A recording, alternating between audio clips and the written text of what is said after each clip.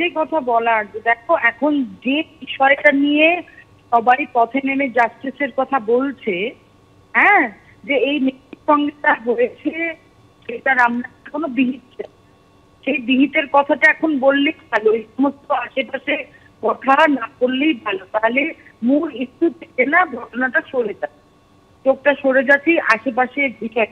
এবং আমার বিশ্বাস যে আমরা সকলে ইরেসপেক্টিভ অফ আমরা কোন দলে বিলং করি, আমরা মানুষ হিসেবে আমরা কিন্তু সকলেই চাই যে পশ্চিমবঙ্গ আমাদের নিজেদের শহর, নিজেদের আমাদের জায়গা, এইখানে ক্রাইম যেন কম হয়, রেপ যা যা আছে সমস্ত রকম ক্রাইম, সমস্ত রকম ভায়োলেন্স যেন কম হয়, এইটাই মূল বিষয়। প্রথমত বিষয় হচ্ছে এই মেয়েটির জন্য আমরা সকলে জাস্টিস চাই, সেই জাস্টিস যেন ডিনাইড না হয়। আশেপাশে অনেক কথা বলে পুরো জিনিসটা গন্ডগোল হয়ে গেলে কিন্তু আমরা মেইন জায়গা থেকে আমরা সরে, এটা আমার বারবার মনে হচ্ছে। এবং এই যে ভেতরের কষ্ট সকলের হচ্ছে, এই কষ্টটা কিন্তু এইভাবে মানে বকা ধমকানি দিয়ে এইভাবে কিন্তু বন্ধ করে দেওয়া যাচ্ছে না। প্রত্যেকটা আমরা যারা কাজ করতে অভিনয় করি, যা যা করি আমাদের প্রত্যেকের কিন্তু এই কাজটা করতে গিয়ে একটা অসুবিধে হচ্ছে, এইটা কি সবাই রিয়েলাইজ করছেন? এবং দেখো আমরা যখন জাস্টিস যাবো, আমরা কার কাছে যাবো? আমরা রাষ্ট্রের কাছে যাবো, তাই না? যদি রাষ্ট্রের কাছে আমরা জাস্টিস না পাই তখন মানুষ কি করবে? তখন রাস্তায় দাঁড়িয়ে প্রতিদিন যোগদান করতে থাকবে, আর কি উপায়টা কি, তাই না? এইটাই ব্যাপার। এই বলছি সুস্থ জীবনযাপন করার জন্য সবাইকে এই পুরো ব্যাপারটার একটা বিহিত হওয়া দরকার। এই বিহিতটা না হওয়া পর্যন্ত আমি হাত জোর করে বলছি যে অন্যান্য বিষয় নিয়ে কথা বলে তো জিনিসটা গন্ডগোল করে দেবেন না। আসল বিষয় হচ্ছে এই ছেলেগুলো এখনো কিন্তু জুনিয়র ডাক্তাররা ওখানে নিজেদের দাবি নিয়ে বসে আছে, এখনো ডাক্তারবাবুরা যারা আমাদের কাছে অনেক ডাক্তারবাবু আমাদের কাছে ঈশ্বর, যারা আমাদের প্রাণ বাঁচান, তাদের ওইখানে এরকম একটা ঘটনা ঘটেছে, একদম মানে এভরিথিং টেকেন আপ, সেটাকে তো ঠিক করতে হবে। আগে তো সেইটা দরকার যে আমার পাশের বাড়িটা, সেই মেয়েটার সঙ্গে ভয়ঙ্কর একটা নারকীয় কাণ্ড হয়েছে, রোজ কিছু না কিছু হচ্ছে, প্রত্যেক দিন কিছু না কিছু হচ্ছে। তো আমরা যে তো আগে পশ্চিমবঙ্গে এত কিছু তো হয়নি, আমরা জানতাম যে সমস্ত বাইরে হয়, but it's now very close. এবং যিনি আমাদের মাথার উপরে আছেন, যে পার্টি, যে রাষ্ট্র, যে নেতা, তাকে তো আমরা জিজ্ঞেস করবো, তার কাছে তো আমরা সাহায্য চাইবো। তো এটা কি অন্যায়? এটা কি অন্যায়? এটা কি বকুনি দিয়ে ব্লেম গেম করে কি এটা বন্ধ করে দেওয়া যায়? এটা তো বন্ধ করে দেওয়ার বা ব্লেম গেম করার বা বকুনি দেওয়ার সময় নয়, তাই না? আসল তো সময় হচ্ছে জিনিসটাকে কি করে সলিউশন করা যায়, বিহিত করা যায়, এইটুকুই বলার। মানে আমাদের ভেতরে যে অসুবিধে হচ্ছে, আই এম শিওর সবার হচ্ছে এটা।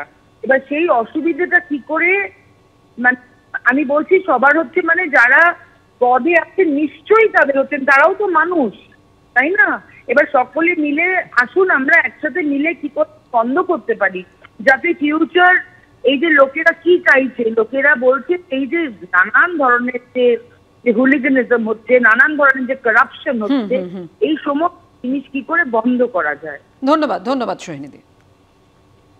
সোশ্যাল মিডিয়ায় পোস্ট করে কুণাল ঘোষের নিশানা এবার টালিগঞ্জের স্টুডিও পাড়ার একাংশ। তিনি বলছেন আফসোস হচ্ছে যারা মমতাদির পাশে দলে রয়েছেন তারা কিন্তু যখন দল বিপদে পড়ছে তারা মুখ খুলছেন না, সামনে আসছেন না। নাট্য ব্যক্তিত্ব কৌশিক সেন কি বলছেন শোনাবো।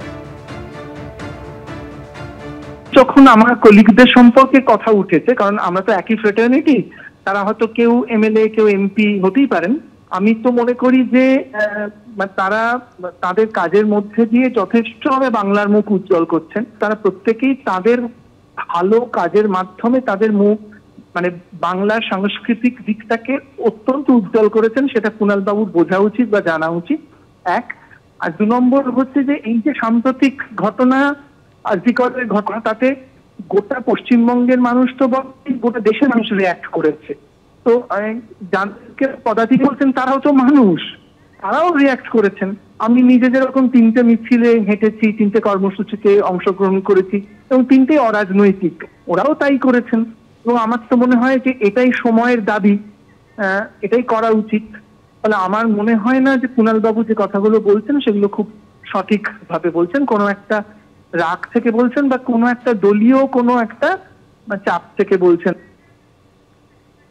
আরজিকর কাণ্ডে এবার কুণাল ঘোষের নিশানায় টালিগঞ্জের স্টুডিও পাড়ার একাংশ। পশ্চিমবঙ্গকে কলঙ্কিত করতে মুম্বাইয়ের ছবি তৈরি হয়েছে। কি করছে টালিগঞ্জ ইন্ডাস্ট্রি, কথা বলবো। তৃণমূলের রাজ্য সাধারণ সম্পাদক কুণাল ঘোষ এই মুহূর্তে আমাদের সঙ্গে টেলিফোনে রয়েছেন। কুণাল দা, কৌশিক সেন, সোহিনী সেনগুপ্তরা বলছেন যে আপনি সঠিক কথা বলছেন না, হয় কোনো দলের চাপ থেকে বলছেন, এবং তারা প্রশ্ন তুলছেন যে আসল ইস্যু থেকে ঘুরিয়ে দেওয়া হচ্ছে, সেই কারণেই আপনি এই সমস্ত প্রশ্ন সামনে আনছেন, আক্রমণ করছেন টালিগঞ্জের স্টুডিও পাড়ার একাংশকে। দেখুন, আমি আদৌ আসল ইস্যু থেকে সরিয়ে নিই।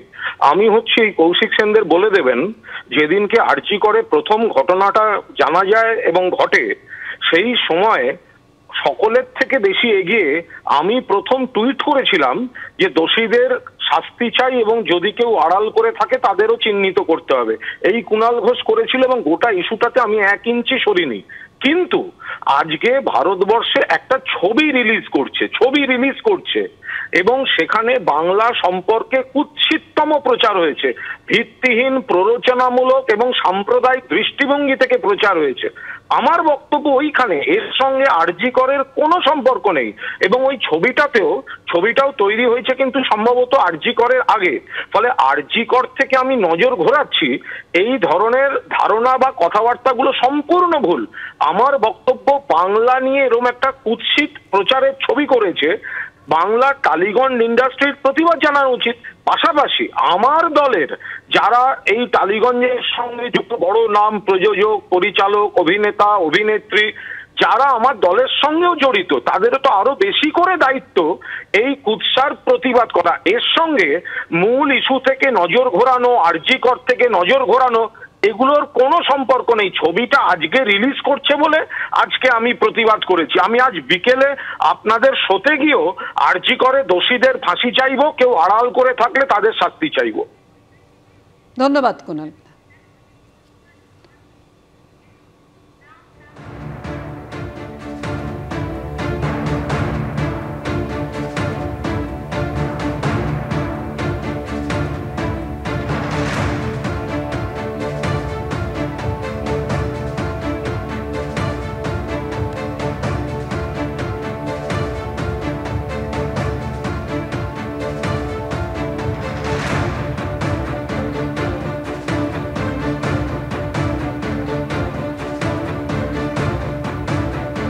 কুণাল ঘোষের পাল্টা টুইট করেছেন অরিজিৎ সিং। নাম না করে কুণাল ঘোষের পাল্টা টুইট করেছেন অরিজিৎ সিং।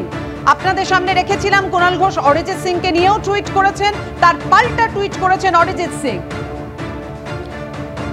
তিনি লিখছেন, ঠাকুর ঘরে কে, আমি তো কলা খাইনি।